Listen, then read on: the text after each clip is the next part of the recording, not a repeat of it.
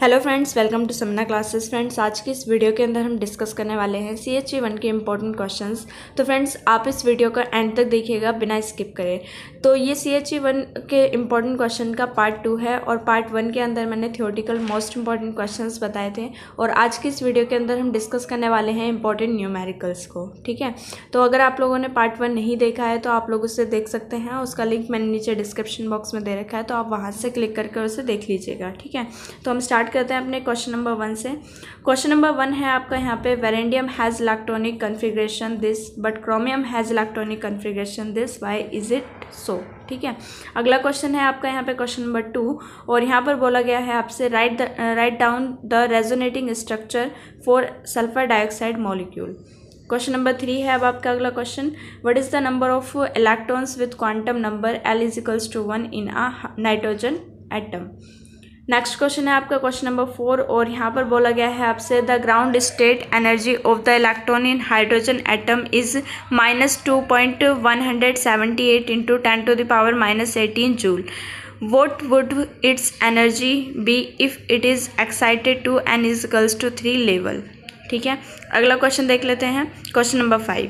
Question number 5 पर है आपका, give the hybridization for each of the terminal carbon atoms in the following molecules. तो यहाँ पे ये मॉलिक्यूल्स दे रखे हैं आपके 1 पे और 2 पे। ठीक है, अगला क्वेश्चन है यहाँ पे आपका क्वेश्चन नंबर 6 और क्वेश्चन नंबर 6 पे यहाँ पे आपसे बोला गया है, calculate the magnetic movement of manganese ion. तो यहाँ पे आपको मैग्नेटिक मूवमेंट जो है मैग्नीज आयन का वो कैलकुलेट कर बताना है और यहाँ पे इसका एटॉमिक नंबर भी आपको गिवन है। क्वेश्चन नंबर 7 है आपका अगला क्वेश्चन और यहाँ पर बोला गया है आपसे, nitrogen dioxide absorbs electromagnetic radiation at 4.2 into 10⁻11 hertz.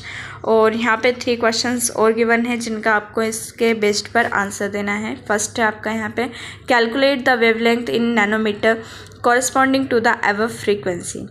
Question number 2 पे यहाँ पे पूछा गया है, in which region of the electromagnetic spectrum does this frequency lie. Third पर यहाँ पे पूछा गया है आपसे, which type of molecular energy is likely to be affected by this radiation. Next question है आपका यहाँ पे क्वेश्चन नंबर 8 और क्वेश्चन नंबर 8 पर यहाँ पे बोला गया है आपसे, the fundamental frequency of hydrochloric molecule is 2890 centimetre, calculate the fundamental frequency we note for DCl। ठीक है, यहाँ पे इसके एटॉमिक मासेस भी गिवन है, तो आप लोग इसे सॉल्व कर लीजिएगा।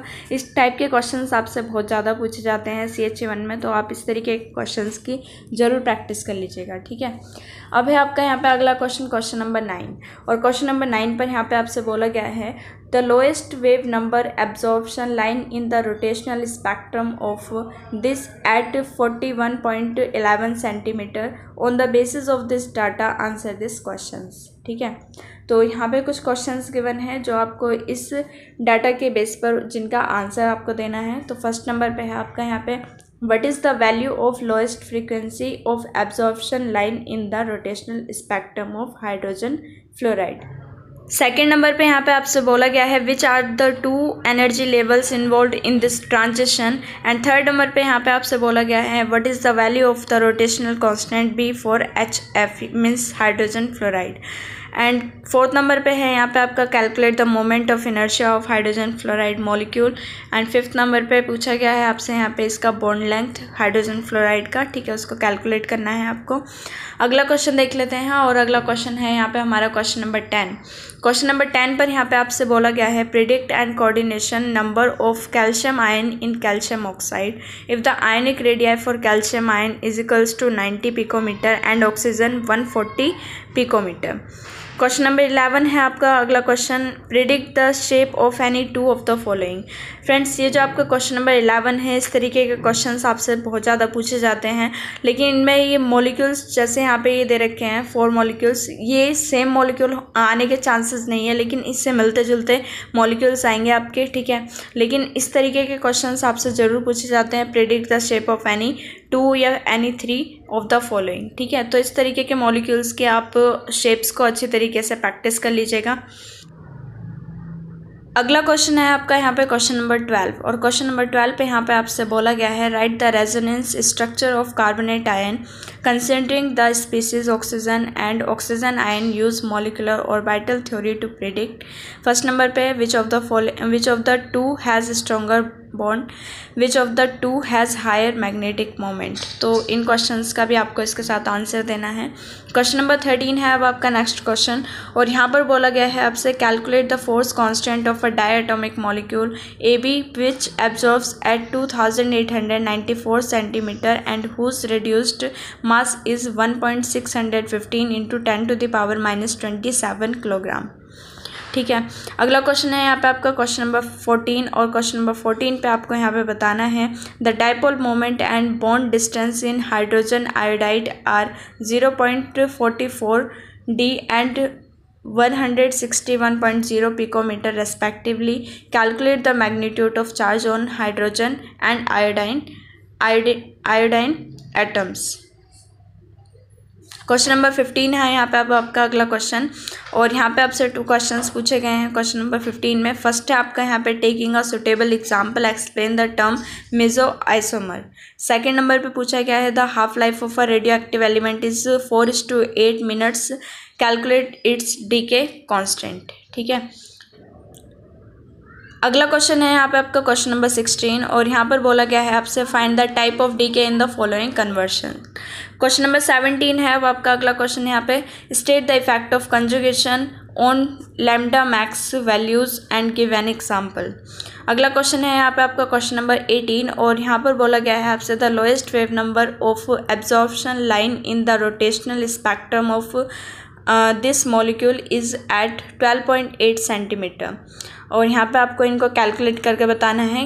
Calculate the following rotational constant, moment of inertia, reduced mass and bond length. Question number 19 है अब आपका यहाँ पे अगला question calculate the mass defect of helium nucleus in atomic mass units given that the masses of proton and neutron are 1.00728 U and 1.00867 U respectively. The measured mass of helium nucleus is 4.00150 U. Question number 20 है आपका यहाँ पे और यहाँ पे भी आपसे 2 questions पूछे गए हैं। Draw the molecular orbital energy level diagram of carbon monoxide, calculate its bond order. Second number पे पूछा गया है आपसे यहाँ पे calculate the fundamental frequency of this molecule if its force constant of 480 nanometre.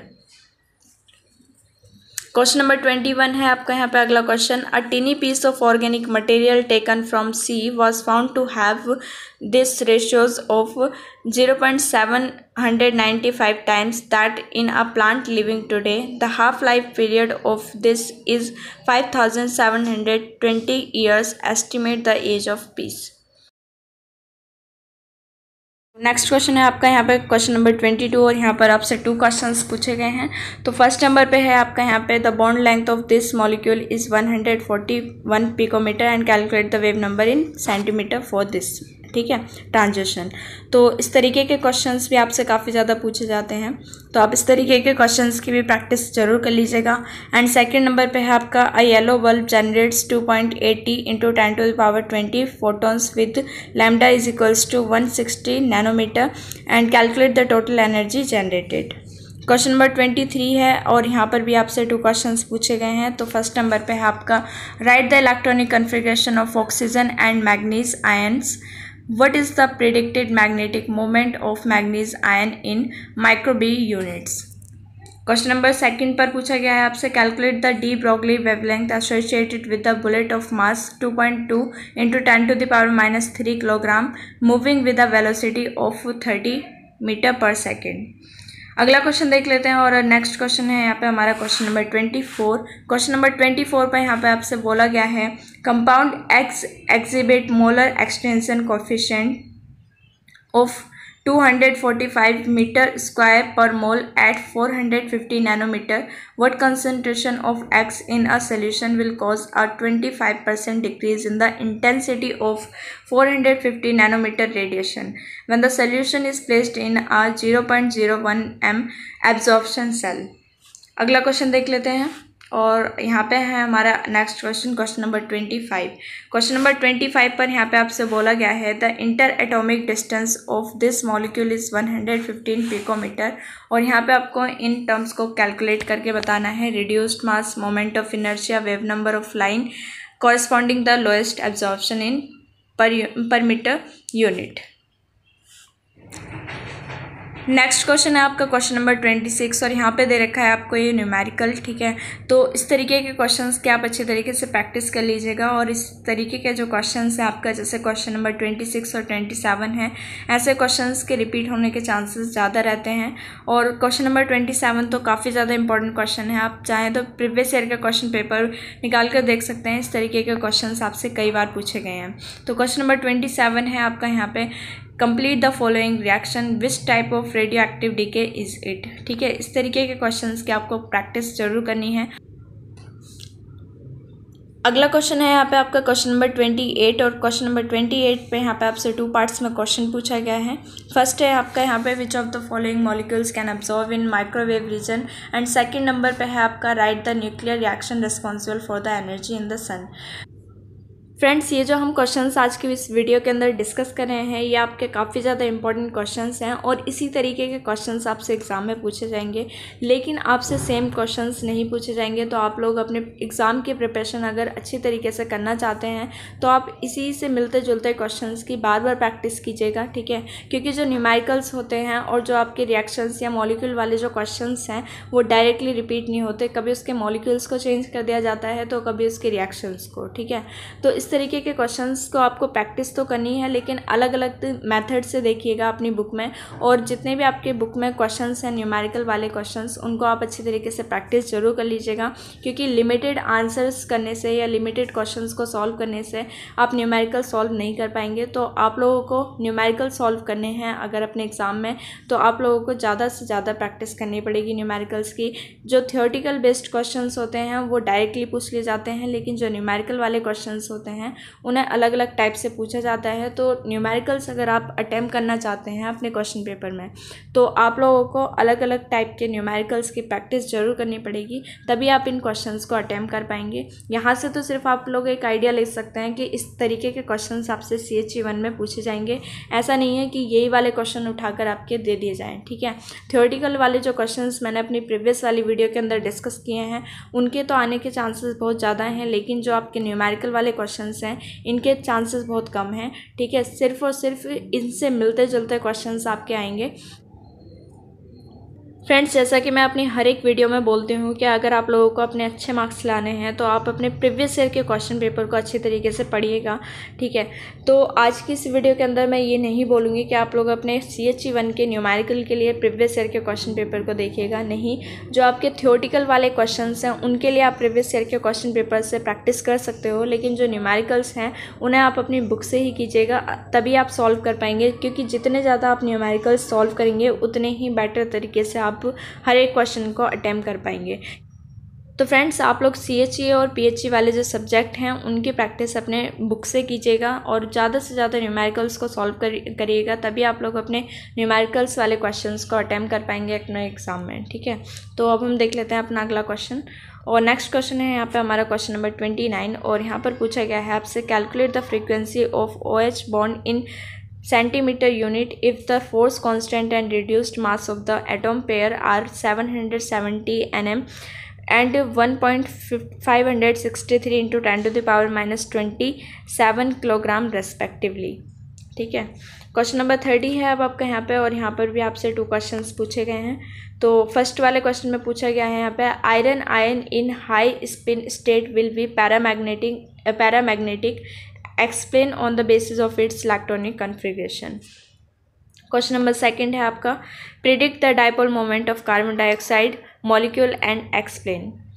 Question number 31 और question number 31 पे यहाँ पे आपसे पूछा गया है, calculate the de Broglie wavelength associated with a body of mass 1 kilogram moving with velocity of 3000 metre per second. Question number 32 है अब आपका यहाँ पे अगला क्वेश्चन, और लास्ट क्वेश्चन है ये इस वीडियो का। तो यहाँ पे इसमें पूछा गया है आपसे, for the principal quantum number n is equals to 2 give the possible values for L and M, how many electrons will be present in that particular level. तो फ्रेंड्स ये आपके आज के 32 इंपॉर्टेंट क्वेश्चंस हैं जिनकी आपको अच्छी तरीके से प्रैक्टिस करनी है। इसी टाइप के क्वेश्चंस आपसे एग्जाम में पूछे जाएंगे, डायरेक्ट ये क्वेश्चंस आपके नहीं आएंगे, ठीक है। सिर्फ और सिर्फ इस तरीके के क्वेश्चंस आपसे पूछे जाएंगे। तो आप इन क्वेश्चंस का अच्छी तरीके से मैथड देख लीजिए और इसी तरीके के न्यूमेरिकल्स की आप प्रैक्टिस जरूर कर लीजिएगा, क्योंकि ये काफ़ी ज़्यादा इंपॉर्टेंट क्वेश्चंस हैं आपके प्रीवियस ईयर के क्वेश्चन पेपर से। मैंने इनको यहाँ पे नोट डाउन किया है। तो प्रीवियस ईयर के क्वेश्चन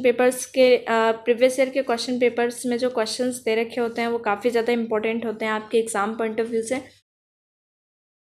कि थ्योरी वाले जो क्वेश्चंस हैं उनकी आप अच्छी तरीके से प्रैक्टिस कर लीजिएगा। और इसका पार्ट फर्स्ट जो है वो मैंने नीचे डिस्क्रिप्शन बॉक्स में उसका लिंक दे दिया है, तो आप वहाँ से इसके पार्ट फर्स्ट के जो इंपॉर्टेंट क्वेश्चंस हैं उन्हें आप वहाँ से प्रैक्टिस कर सकते हैं और अपने प्रीवियस ईयर के क्वेश्चन पेपर में से भी अपनी प्रैक्टिस कर सकते हैं। और बाकी के ये जो क्वेश्चंस यहाँ पे हमने डिस्कस किए हैं, ये जो न्यूमेरिकल टाइप के क्वेश्चंस हैं, इन्हें आप अच्छे तरीके से इस तरीके के क्वेश्चंस के प्रैक्टिस जरूर कर लीजिएगा। और फ्रेंड्स अगर ये वीडियो आपको पसंद आई हो तो इसे लाइक कर दीजिएगा और अपने दोस्तों के साथ इसे ज़रूर शेयर कर दीजिएगा ताकि और भी स्टूडेंट की हेल्प हो सके। और फ्रेंड्स मुझे कमेंट करके ज़रूर बताइएगा कि नेक्स्ट आपको किस सब्जेक्ट के इंपॉर्टेंट क्वेश्चन की वीडियो चाहिए, तो मैं जल्द से जल्द उसे अपलोड करने की कोशिश करूँगी। Thank you for watching this video.